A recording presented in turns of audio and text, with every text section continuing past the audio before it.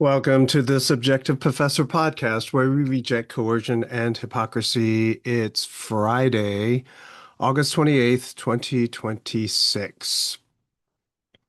Episode 584, we're going to talk about how socialism is for lazy cowards. So lazy, the dictionary definition, dictionary.com definition of lazy is tending to avoid work, activity, or exertion.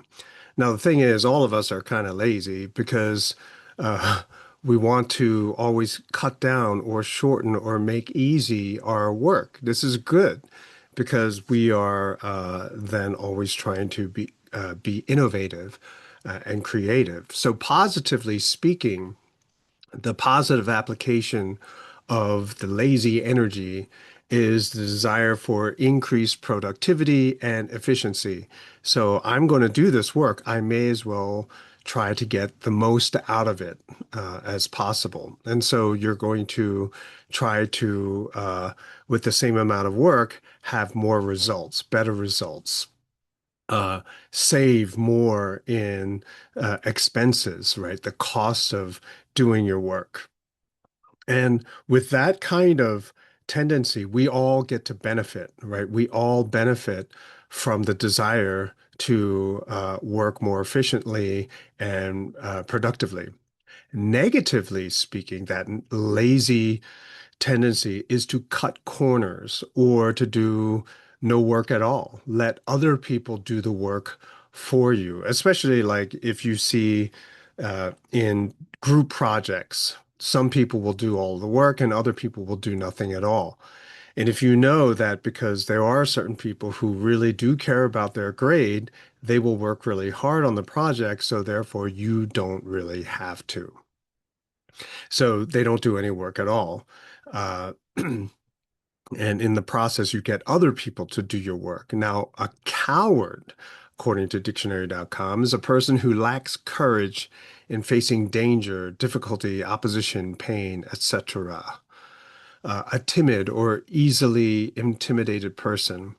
Now, definitions like this, you're kind of imagining someone who you would call a coward, and this is how you would describe that person. But if you think about it, it's hard to distinguish fear, paralyzing fear, and cowardice. In other words, it's a human tendency to be careful.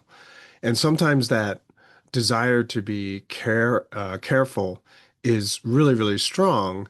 And so that person will shy away from dangerous activity, risky behavior. Uh, and difficult, depends on what situation you're in that might be perceived as difficult. Studying hard, doing a PhD, becoming a doctor, memorizing an entire book, or climbing a mountain, jumping, base jumping, what are we talking about in terms of difficulty? So if we were to I tried to think of it that way, like, well, it all depends when we call someone a coward. And how do we know the person is a coward and not just someone who's risk averse, someone who tries to avoid dangerous situations in the interests of self-preservation? So this is a human instinct to be careful. But I think what more of what we are talking about is the inability to take responsibility.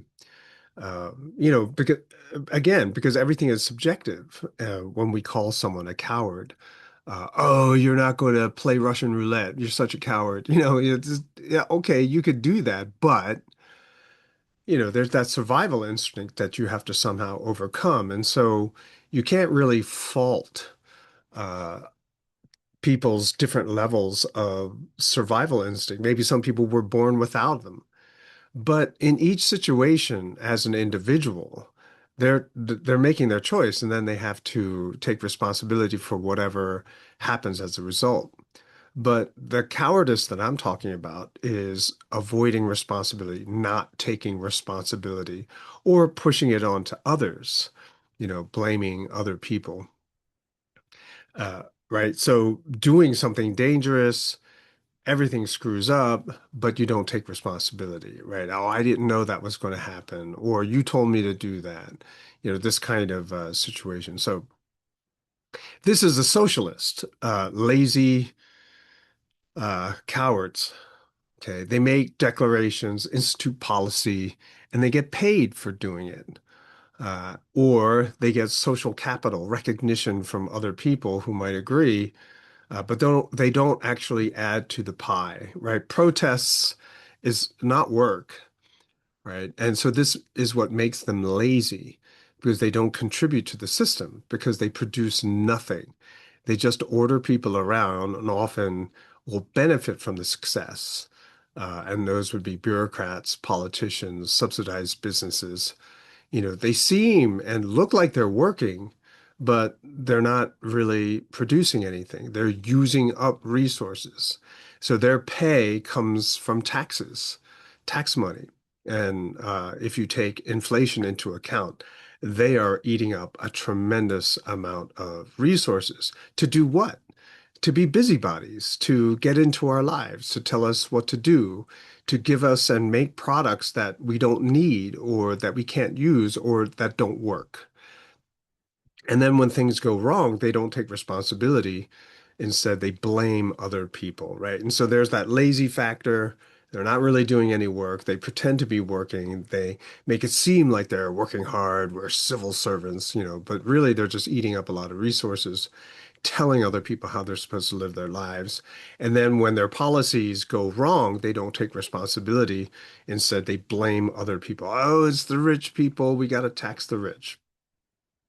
And they rely on the short attention spans of people and treat the consequences of their earlier policies on a new villain, right? They make up a new villain, a new bad person to target, and they put the blame on that person, right? Whether it's illegal immigration or rich people, you name it, they'll come up with a villain instead of admitting their own uh, part in the creation of that problem.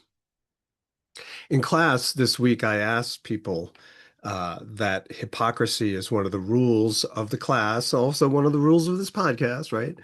So if a law is found to be hypocritical, then it's unjust. And hypocritical laws are the root of all injustice in society. And so if you see something that a lot of people, or even you, would consider unjust, then you have to do the digging to figure out which law has resulted in this phenomena that you're observing in society. And then I then asked everyone, so you find the law, what is the simple solution? And everyone's like, oh, you got to reform. And I'm like, dude, no, it's like putting a Band-Aid on the law is still there. So the hypocrisy is still there. So and then finally, someone would say, oh, get rid of the law. Yeah, repeal the law. That's the easy, simple solution. The law was bad to begin with. No matter how they pretty it up, no matter how much they make it dress it up, they can't, get rid of the unjust nature of hypocritical laws. But why are socialists, uh, why can't they take responsibility? Maybe because they are evil, maybe because they're dumb in the sense that they really don't know. Or maybe they're fanatics, and so they truly believe in what they're doing, and so it doesn't matter how much information that you show them. Uh, the ends justify the means. Or they're just simply cowards. They cannot take responsibility. And certainly the leadership are a whole bunch of cowards. Their leaders are also lazy. Look at Bernie Sanders. I've said this story a couple of times. When he was younger, he joined a communist commune back in the 60s. That was a big thing. And they kicked him out because he because he said, my role is to teach everyone the benefits of communism. And they're like, dude, we all got to go out and farm. And he's like, yeah, that's not my thing. And he's like, okay, well, you're out. And so they kicked him out because he refused to do any real work. Um, And at the same time, people like him refuse to take risks, but they force other people to take the risks for them, which is why this is socialism, right? They spread out the risk, the risk that they are afraid of, they spread out to all of society. They also spread out the cost of all their failures on society. But at that, whether their policy, it's never successful. But just let's just say that there is a little bit of success, or if it's a massive failure, they always try to take their cut. They always try to profit from all of the things that they do. And by instituting programs and laws, uh, they make it easier for their cronies, right, for their friends and people just like them uh, to profit. And one way we can see this is in the military, how there's a budget, and so then you have all these people with twisted incentives then give out contracts to people for ideas which they think are promising. But of course, instead of things turning out well, you have a lot of failed projects, failed expensive projects. So apparently Navy ships are supposed to last like 30 years or more, but 30 years. But 10 years of those 30 should be, they want them to be in maintenance, right? So I guess 9 months in operation, or excuse me, 8 months in operation, 4 months in dry dock, getting refit, scrubbed, resupplied, updated, things like that. Um, but there are certain classes of ships which don't make it to 30 years. And even if they are launched, they don't really function that well. And apparently there is a graveyard full of bad, failed military proposals, but they are never cheap. And all of that money was just simply wasted. And on a certain level, you can kind of say, well, yeah, we knew it wasn't going to work, but we already spent so much money on it, so we had to try to save it. In other words, you try to put a band-aid on a bad idea. The great example, I talked about the F-35 before, and it's kind of funny in a dark kind of way how much of a failure the F-35 was in this war with Iran. It's not like, ooh, the F-35, they saved us from this. No, the F-35 is getting blown up on the ground. And I've talked about it before that it's probably around $2 trillion development project to have a weapon system that doesn't even really work that well. And now with all the rare earths not coming in from China any longer, the new ones that are being produced now do not have all of their sort of sophisticated systems on board. It's just a big empty space where a lot of it should be. And I think I talked about it before, but the F-35 nose cone is supposed to have something like 70 pounds of radar, like high-tech equipment, which they can't put in there because they don't have the rare earths to be able to produce those systems. And so they're putting metal plates, weightlifting plates to give the plane the weight that it's supposed to have, right? Because it's designed to fly with that 70 pounds in the nose cone. Or I think it's 70 pounds. I remember it as 70 pounds. But since there is no equipment there, they have to still have the weight there. And so they just put metal plates in there. That's what I think Larry Johnson was saying. So that $2 trillion they sunk into the F-35 program, what was it for?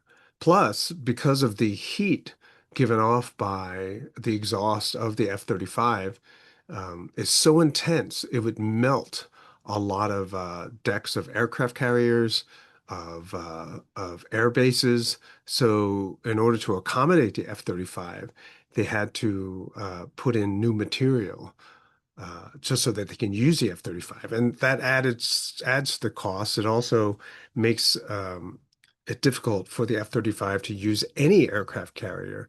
And the existing ones have to be refit with that special material to make them able to handle F-35s. So it's just a complete waste. Um, and yet they keep on doing things like that. Socialists, right? So it doesn't matter if you're in the military, it doesn't matter if you're a Republican. If you avoid responsibility, and you're cutting corners and just creating a lot of waste, you're a socialist.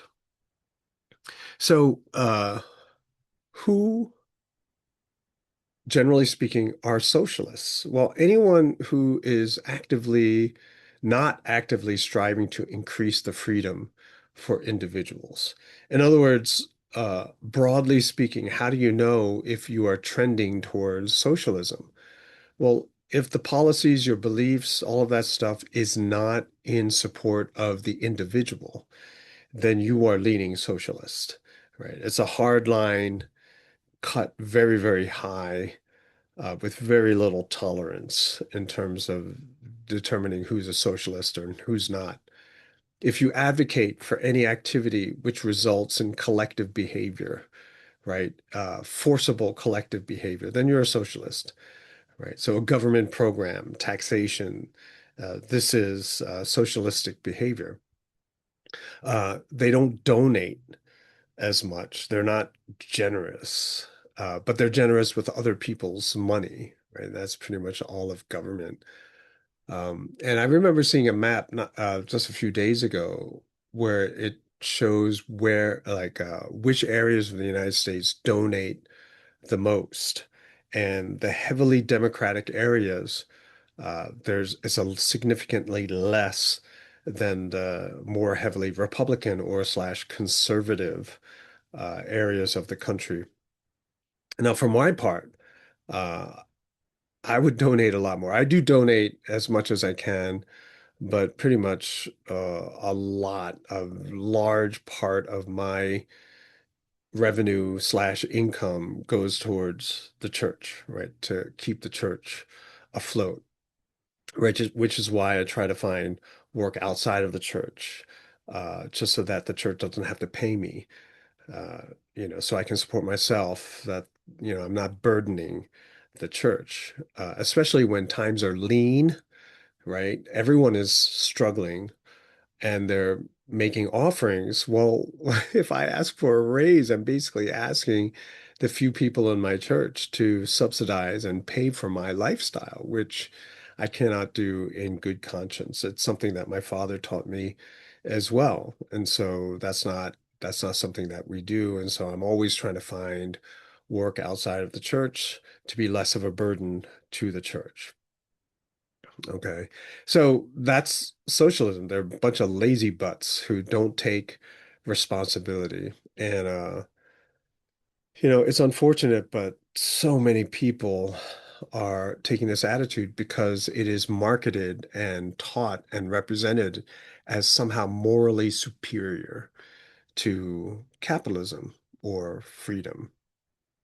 And it's too bad.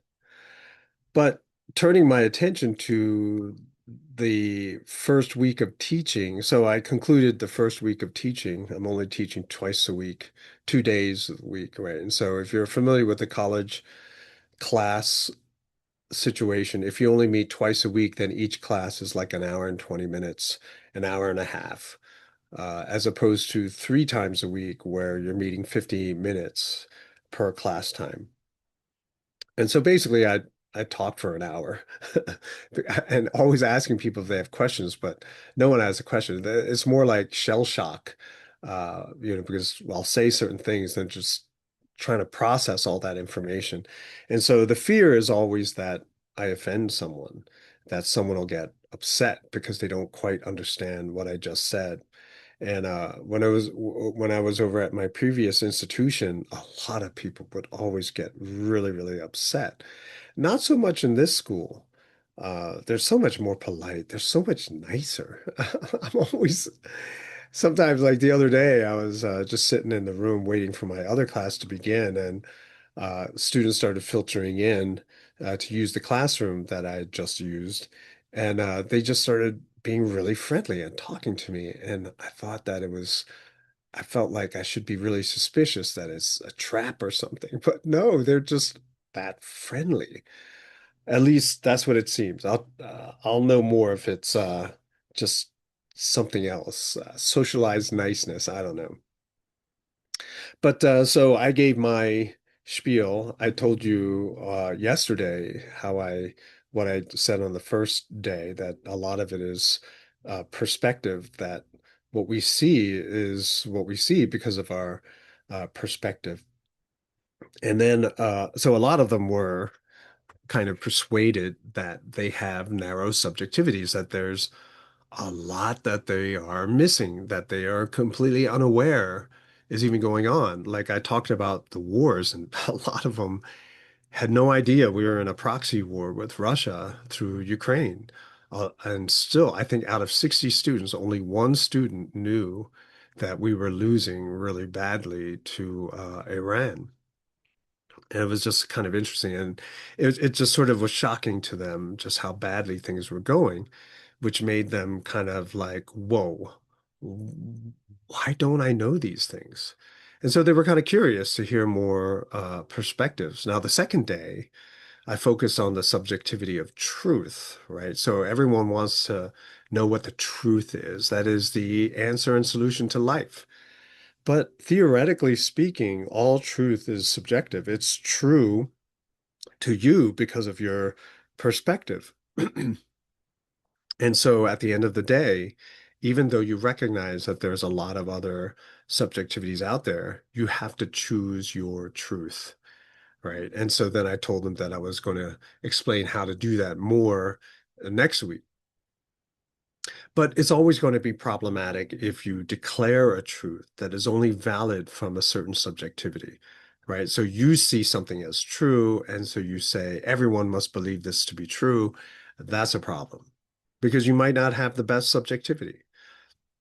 And instead of fighting each other in terms of what is determining what is the best perspective, have a dialogue, have a conversation, learn what other people are thinking and why they are thinking it, right? And so I made the argument that what you believe is not that interesting because I've been there, done that, right? Yeah, you hear the same opinions over and over again.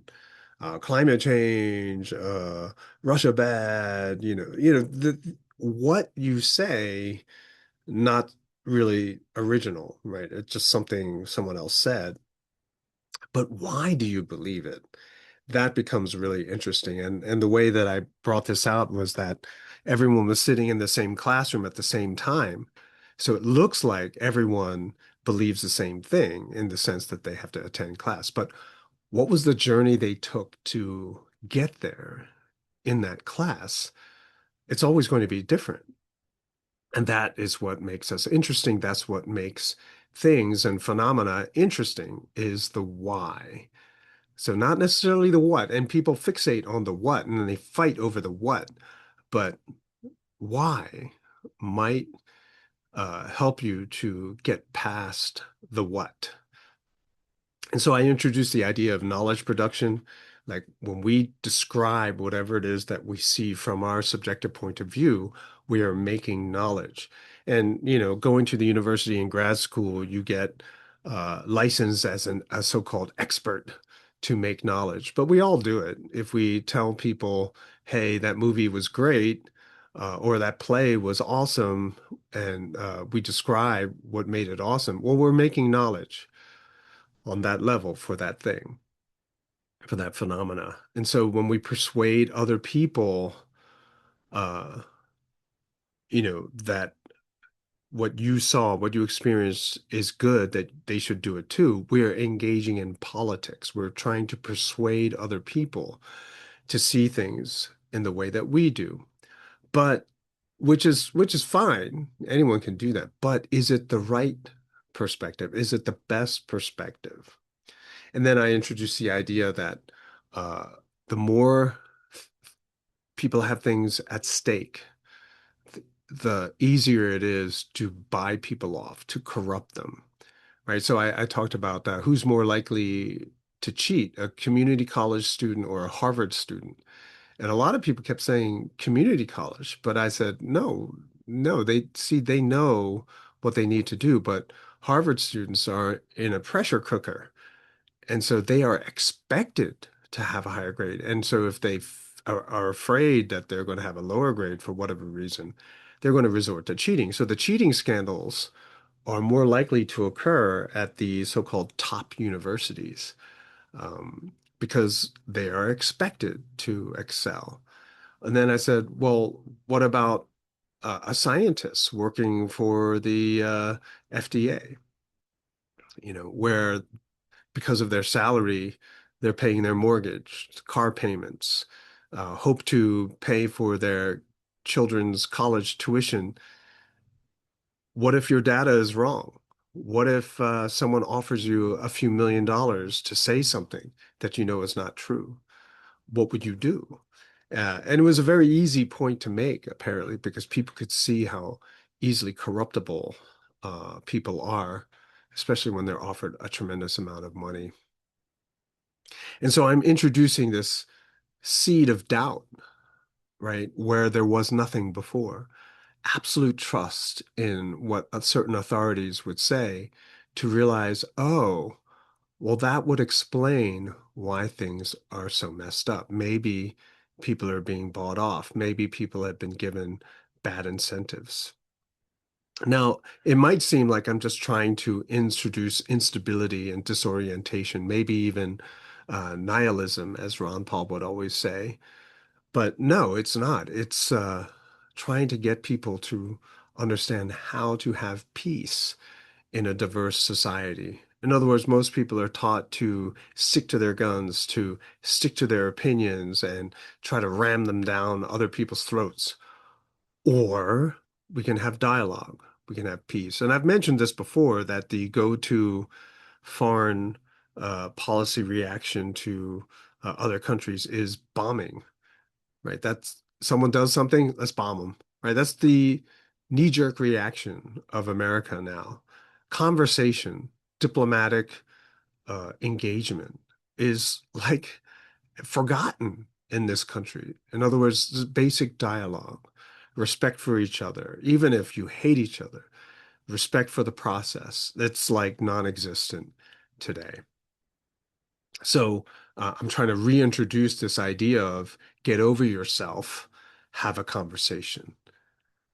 And as a result of those two classes, I got some really and basically a lot of the interaction from the class happens on the discussion board. So after class is over, or sometimes some students during class, they'll post something on the discussion board and I respond to it.